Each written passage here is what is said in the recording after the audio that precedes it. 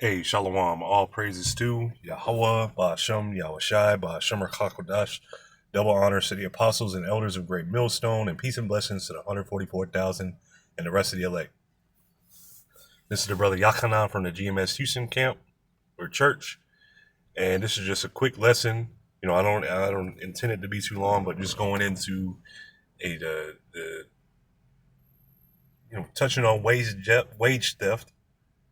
The heathen, everybody crying out against Esau Edom, the so-called white man who's in rulership right now. So this is Proverbs 29 and verse 2. When the righteous are in authority, the people rejoice. So when the righteous are ruling, they're in authority, the people will rejoice. Why? Because the authority that they're given, is given by Yahweh Ba'ashem Yahushai. The earth is in the hands of the Lord. He gives it to whomsoever he will. But when the righteous are in authority, they're going to be following the instructions of Yahweh Ba'ashem Yahushai, following the orders, how to rule correctly, how to do justice, how to perform justice, how to be balanced, how to be fair. Because Yahweh Ba'ashem Yahushai, he's a God of just balances, just weights. He's fair. Despite how it looks, you see people dying, babies dying, oppression, all these things. Yahweh Ba'ashem Yahushua ordains all these things, but they're fair. It's fair judgment. If you commit adultery, destroying a whole family, destroying lives, that you be put to death. Things like that. But even in the kingdom, we're not going to be ripping off the other nations. Yeah, they're going to be in tribute, in slavery and bondage, but it's going to be fair. You're going to be treated fairly. So again, when the righteous are in authority, the people rejoice. But when the wicked beareth rule, the people mourn. And right now you could tell, who is ruling. You should be able to tell the state of the earth based off the people. If the righteous were in authority, would not the people be rejoicing? Would not the whole earth be rejoicing? Would not the trees be singing? Would not it would be a beautiful sight, but instead the people are mourning. There's famines. People can't pay rent. People can't don't get paid enough. People are getting ripped off left and right. So this was, I'm not even going to go to the article. I wanted to play a video, but, just off of this, you could be able to find the video because I'm not sure, I'm not sure what could happen from playing the video. Like I haven't seen different videos playing too many places, but, I've been had my videos taken down for seemingly random things, so I'm not gonna give them any kind of ammunition. But I put in here the quote. It says, "All you had to do was paying a living wage," and I put verses, but I think I meant to put verses to Bible. And this is a quote from a 29-year-old worker. He said this in the video before, or as he was setting items in a warehouse on fire, and it led to a massive warehouse fire. But it says a 29-year-old worker allegedly set fire to a Kimberly-Clark warehouse in Ontario, California in April 2026. So I believe this was last week, destroying significant inventory while stating, "All you had to do was pay us enough to live." The incident has sparked heated online debate over wage standards and rising living costs, highlighting extreme frustrations over pay. Does that not sound like the people mourning? Because they say, matter of fact, let me see here. Massive warehouse on fire, and his reason was he wasn't making a living wage. If you're not going to pay us enough to live or afford, at least pay us enough not to do this. Dang it. Oh, man, I hate. Jeez. I'm trying to take this stuff off the screen. Who set this massive There we go. warehouse on fire, and his reason was he wasn't making a living wage. If you're not going to pay us enough to live or afford to live, at least pay us enough not to do this. All you had to do was pay us enough to live. All you had to do was pay us enough to... There goes your inventory. We can always look to history to try to understand the present, and in 19... Now, I know I just said I wasn't going to play the video, and I did, but hey, it's all right. If video gets taken down, whatever. But it says here the incident has sparked heated online debate over wage standards and rising living costs, highlighting extreme frustrations over pay. And that's not even the whole thing. Wage standards, you're being stolen from every day. You not being paid the same day is theft. That's breaking how about Shemi Al-Shai's law. You should be paid every day by the end of the day. But instead they withhold it. So the act, Kamel, and you guys heard the guy's voice. I guess he grew up in California or something like that, but I thought that was an Edomite. When you heard the voice, the guy's voice, but if you grew up here, you're going to get to pick up the accents from wherever you live. So he was arrested on felony arson charges after filming himself setting fire to pallets in a 1.2 million square foot warehouse. That's a huge warehouse. Here it is. You living into this is a 1.2 million square foot warehouse. You living in a fucking, what is it? 500 by 500, whatever. Shit, that might be too big. You live in a fucking shoebox apartment. Says the motive, the worker declared all you had to do was pay us enough to live, reflecting frustration with working conditions and pay, according to social media reports. The fire caused massive damage, so the debate reactions are polarized between supporting workers' rights and to a living wage, estimated at 1941. And if you're making $20 an hour in California, man, you ain't making nothing.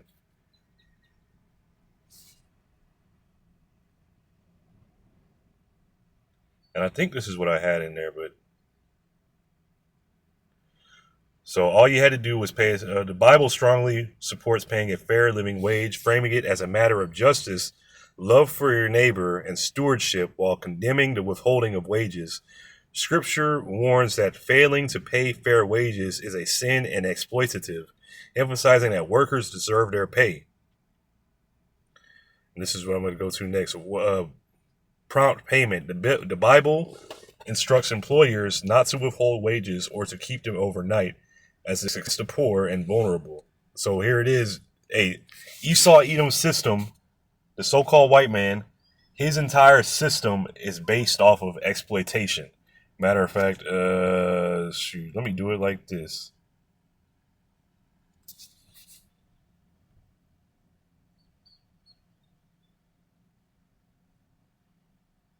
Let me see. This ain't.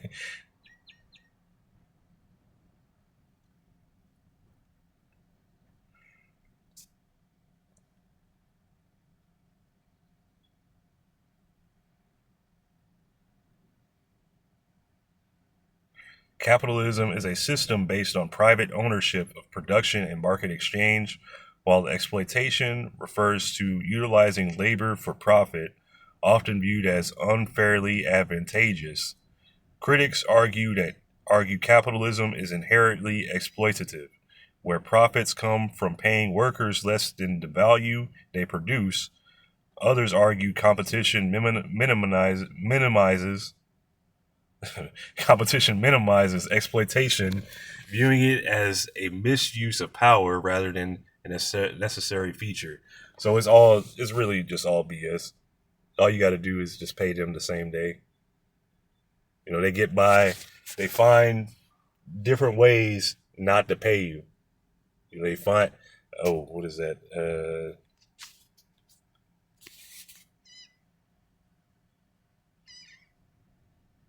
And just kind of flowing. Dang. Uh,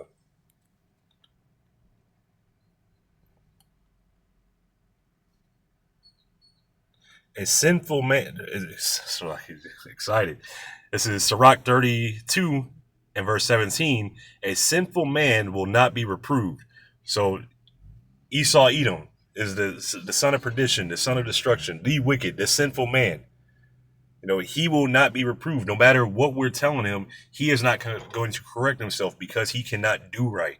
It is not in him to do right, but findeth an excuse according to his will. So Esau Edom, he's through capitalism, whatever. Oh, you're not your value as a worker. You're not actually worth this much. He is going to constantly find excuses not to pay you. He's going to find excuses not to do what's right. This is Deuteronomy 24 and 14. And this is the law that was given to the Israelites. But this law, once the Israelites are returned to their homeland, Yahushua sets up his throne. Yahushua is coming to save his people, the Israelites, the Latinos, Native Americans, the Negroes. He's going to come and save his people and set up his throne. He's going to set up his rulership. So this law was for the Israelites, so we know how to treat each other. But this law is going to be enforced on you other nations. So this is how we're going to be treating you other nations. You're not going to, just go poor. You're going to be treated fairly, even though you're servants and slaves.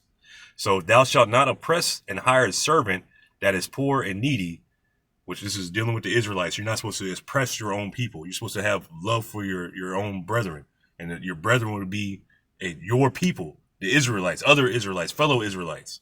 So thou shalt not oppress and hire a servant that is poor and needy, whether he be of thy brethren or of thy strangers that are in thy land within thy gates.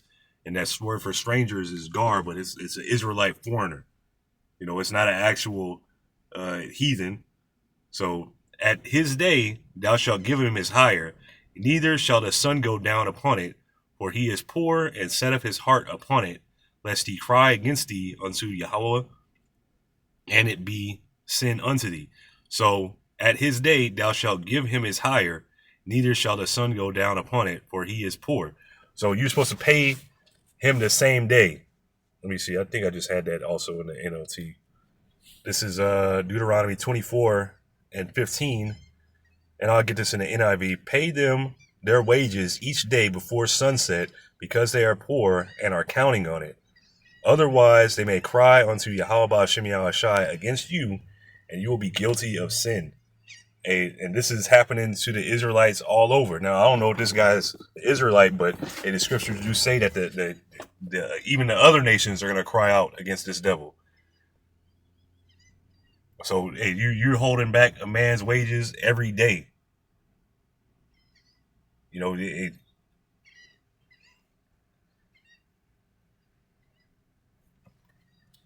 Let's see here. Let's continue.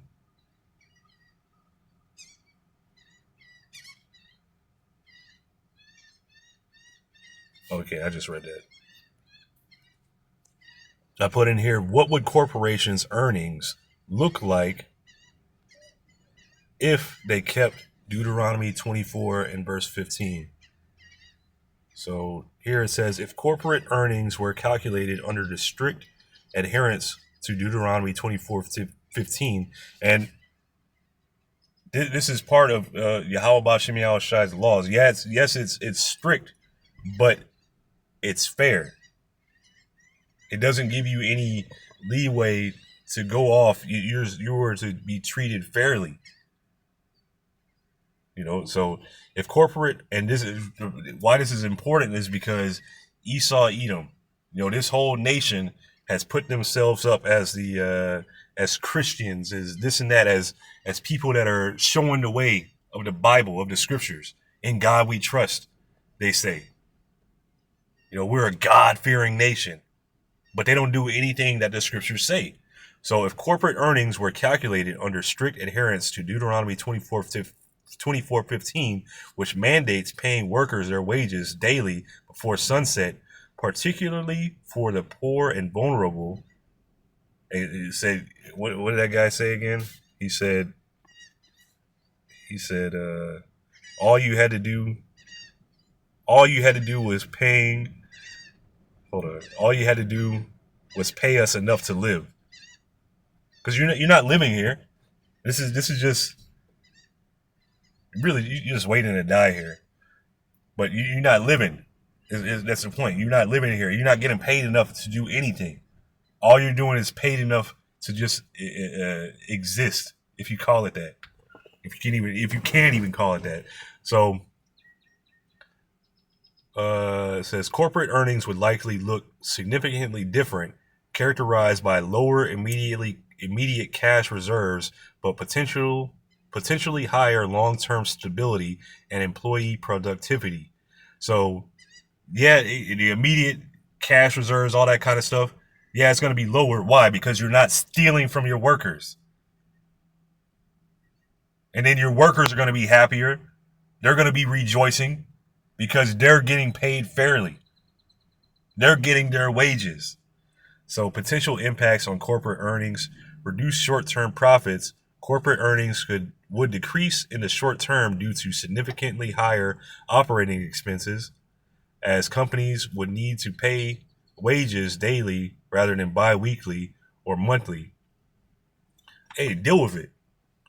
This reduces the amount of cash held in reserve, which currently boosts earnings through interest and invested capital. And you shouldn't even be messing with interest anyway. That's usury. The Most High doesn't like this stuff. So, increased labor costs. The cost of hiring would rise due to the immediate daily payment mandate. This eliminates free labor that is often withheld through delayed pay cycles. So you're getting free labor from the workers through these pay cycles, through not having to pay daily. You're getting free labor. Improve employee productivity and reduce turnover. While expenses would rise, the focus on treating labor as a sacred obligation rather than a mere expense could lead to higher employee loyalty, reduced turnover, and increased productivity. So does that sound like the people rejoicing? If your employees, your slaves, are happy to work for you, they're loyal to you, does that not mean they're happy? They're glad to be with you?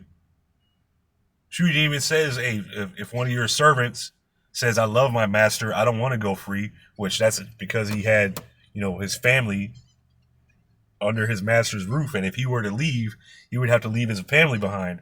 But still, that's the master's family.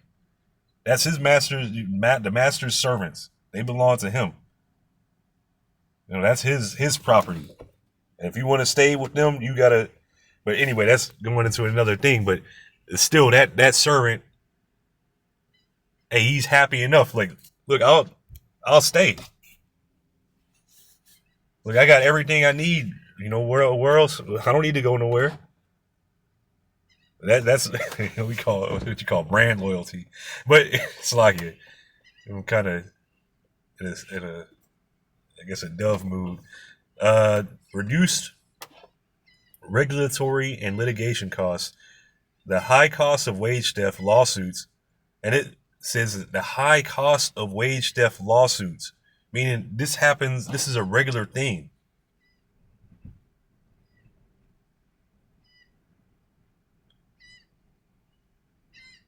This happens so much that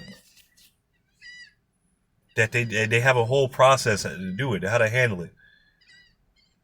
A wage theft lawsuit is a legal action taken by an employee to recover unpaid wages or benefits that their employer illegally withheld. Now, everybody's not putting up wage theft lawsuits. It's probably a very small amount of people that have done it. Most of the people, I don't think they're even aware that they're being stole from. So These lawsuits are filed under federal laws like fair labor standards. That's fine. That's enough of that. Matter of fact, let me see.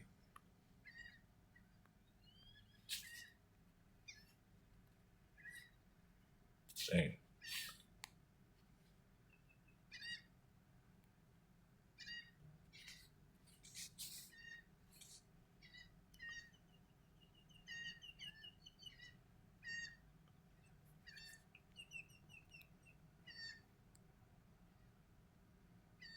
So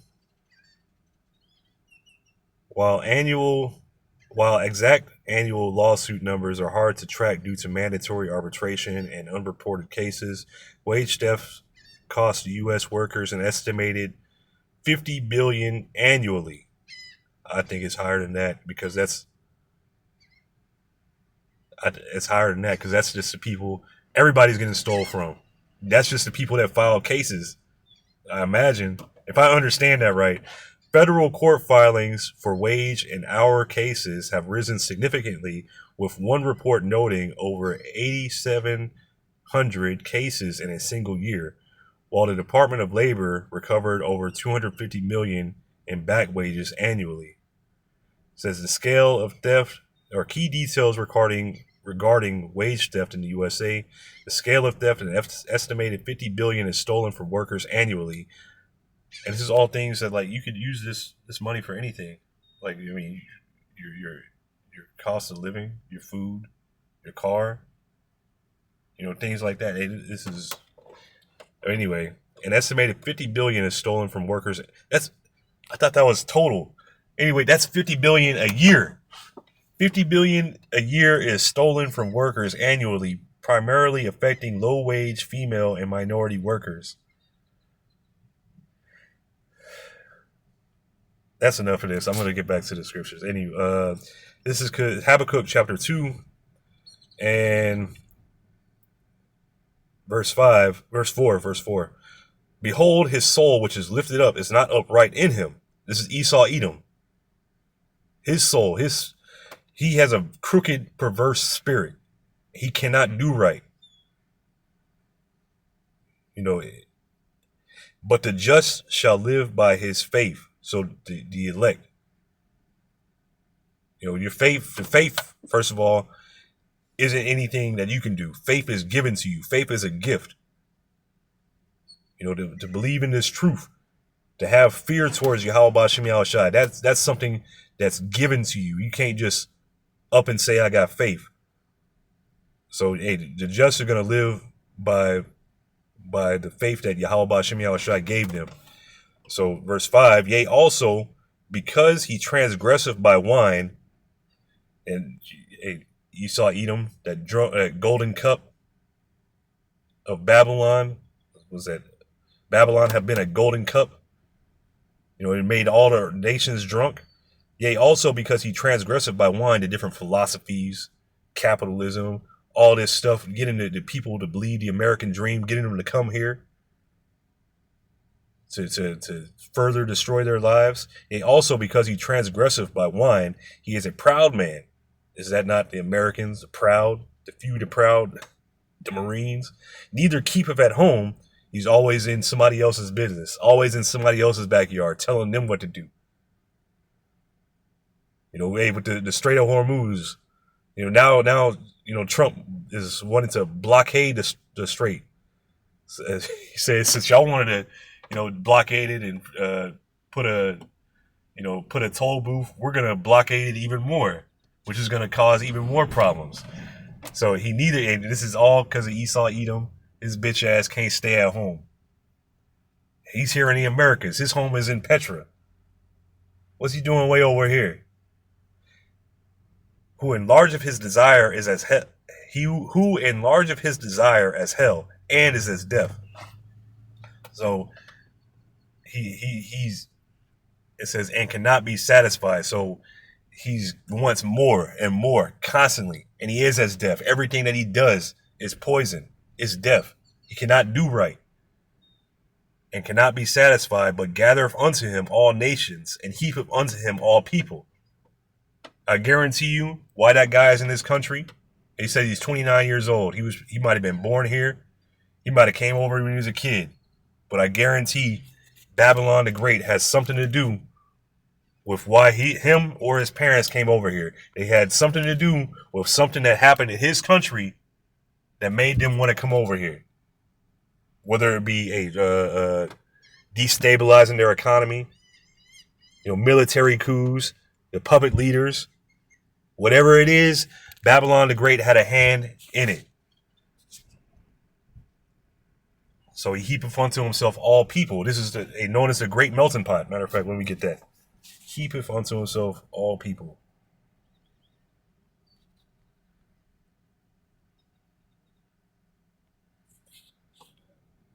The great melting pot is a metaphor for the assimilation of immigrants into American culture, where diverse nationalities and ethnicities blend into a single, cohesive, and new society. So here it is. You're heaped on over here. Where is that? It says, "But gathereth unto him all nations, and heapeth unto him all people." Let's look at that again. "Gathereth unto him all nations, and heapeth unto him all people." The great melting pot is a metaphor for the assimilation of immigrants into American culture, where diverse nationalities and ethnicities blend into a single, cohesive, and new society. So you're heaped on, you gathered together, and heaped on. Now you're all one new person. "Shall not all these take up a parable against him, and a taunting proverb against him, and say, Woe to him that increaseth that which is not his? How long? And to him that ladeth himself with thick clay." So did that guy not say something similar to this?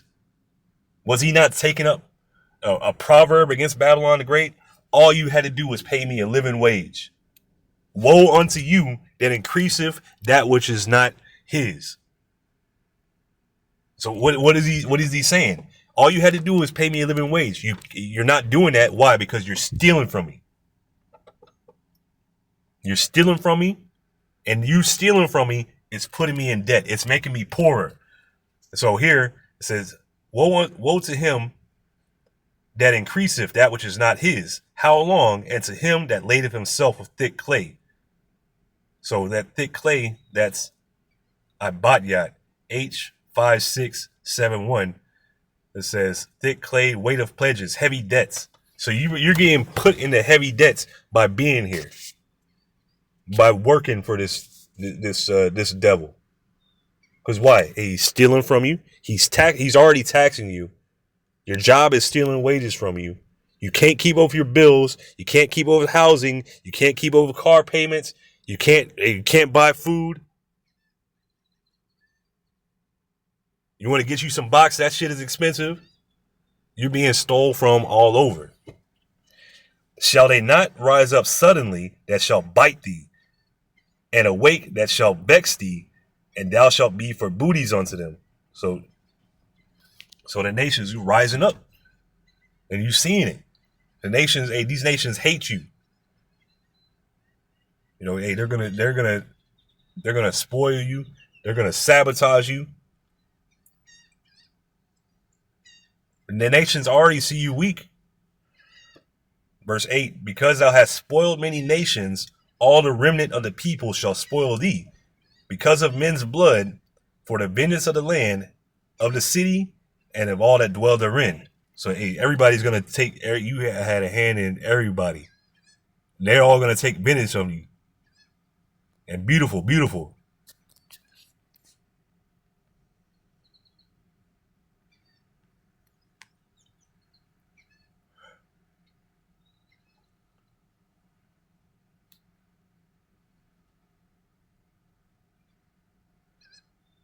This is Job 20:18. "That which he labored for shall he restore, and shall not swallow it down." And this is to Esau, Edom. Everything that he's labored for, he's stolen everything.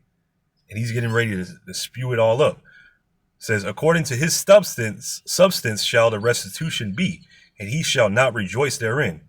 So he's going to return everything that he stole. And it's not going to be him doing it willingly. It's going to be by force. And when Yahweh Shai returns, hey, it's going to be a different story. He's going to give up everything. Everything's going to be taken away from him because he have oppressed and have forsaken the poor. And it's not, don't get it mixed up like, oh, it's the other nations, all this stuff that he's done. No, it's for everything that you've done to the Israelites. The other nations are being used as judgment as well, but this is payback for everything that you've done to us. So because he have oppressed and forsaken the poor are the Israelites. Nobody has been oppressed like the Israelites. Nobody's gone through the hell like the Israelites. Because he have oppressed and forsaken the poor, because he have violently taken away an house which he builded not. Surely he shall not feel quietness in his belly. He shall not save of that which he desired. There shall none of his meat be left. Therefore shall no man look for his goods. In the fullness of his sufficiency, he shall be in straits. So he's getting ready. He's at his fullness. He's getting ready to be at that point. All he got to do is mandate that MOTB, and he's going to be right there where he wants to be, where he has the whole world in his grip. He's right there. He's right there where he wants to be. Mandate the MOTB. Have everyone bow down to you. You can outsmart the God of the Bible. You are so close, Esau. You can do this, dude. You're close, bro. In the fullness of his sufficiency, he shall be in straits. You're gonna be in trouble. When you get to this point, you're at the high point right now. You are in trouble, buddy. Every hand of the wicked shall come upon him. So, in the fullness of his sufficiency, he shall be in straits. Every hand of the wicked shall come upon him. Now, this word for wicked here, this is H6001, Imal. And it says toiling, concretely a laborer. That laboreth, that is a misery. It says a workman. So these are the people that work for you. Your workers, your employees, your slaves. They're coming upon you. Like this dude burning down the warehouse, a million square foot warehouse. Costing them all kinds of money. So when he is about to fill his belly, the Most High shall cast the fury of his wrath upon him, and it shall rain upon him while he is eating. So it is the ICBMs. That destruction is coming. When he's about to fill his belly, when he's about to enjoy himself, kick back, all that kind of stuff, the Most High is going to bring them ICBMs. The Most High is going to send Yahushua, crack them clouds, send out his laser beams, destroy the wicked, destroy that innumerable multitude that's going to rise up to fight him. He's going to save his people. The elect, starting with the 144,000. It's going to be a beautiful day. This is going to be such a beautiful day to see the fall of our enemies and to know that he's in the midst of a fall as we speak. 24, he shall flee from the iron weapon, and the bow of steel shall strike him through. So he's an iron weapon, back to the ICBMs. So the destruction is coming. That's pretty much all I'm going to read from that. Let me see.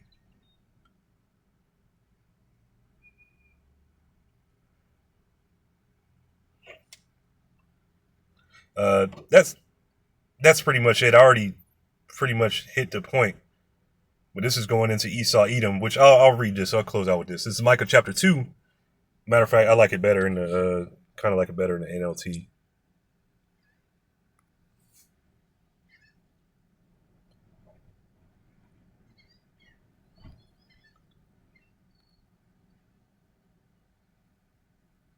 This is Micah chapter 2 and verse 1 in the NLT, and it says, judgment against wealthy oppressors. What sorrow awaits you who lie awake at night, thinking up evil plans? Because the way capitalism, wage theft, all this stuff, people had to sit up late at night thinking, doing think tanks, councils. Okay, how are we going to steal wages? Let's come up with these different policies. Let's pay them weekly, bi-weekly, monthly. Let's do all this. And then, what did they find out? Okay, let's set up some policies. Let's set up laws and do all this kind of stuff so that we can still do it. And then let's set some money aside because we're not going to pay them, right? But let's set money aside just for the legal fees, just so we can pay for the court costs. Because we'll fight it in court. It don't matter. We don't have to pay them. We don't have to. Hey, it's just crazy. It's just crazy how they stayed up. Yeah, let's just pay them a fair wage. Nah, fuck all that, son. What sorrow awaits you who lie awake at night, thinking up evil plans? You rise at dawn and hurry to carry them out, simply because you have the power to do so. So the power is in your hands. The earth has been given into the hands of the wicked. So what, you expect them to do good things? You expect the wicked to do righteousness? When you want a piece of land, you find a way to seize it. When you want someone's house, you take it by fraud and violence. You cheat a man of his property, stealing his family's inheritance. Hey, this goes on all over. But this is what Yahweh Ba'Shem Yahushai says. I will reward your evil with evil. You won't be able to pull your neck out of the noose. You will no longer walk around proudly, for it will be a terrible time. Beautiful. In that day, your enemies will make fun of you by singing this song of despair about you. We are finished, completely ruined. The Most High has confiscated our land, taking it from us. He has given our fields to those who betrayed us.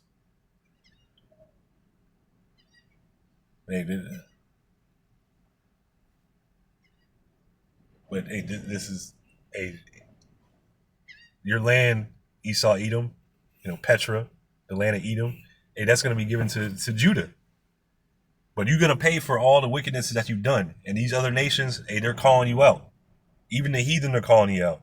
But the number one people calling you out, are the men of Yahweh Ba'Shem Yahushai, starting with the apostles and elders of Great Millstone.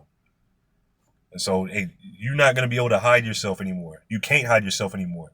You're being exposed by the spirit and power of Yahweh Ba'Shem Yahushai. And Lord willing, this has been edifying. I'm going to give all praises to Yahweh Ba'Shem Yahushai, Ba'Shem Rakakodash. Double honors to the apostles and elders of Great Millstone. And peace and blessings to the 144,000 and the rest of the elect. Hey, shalom.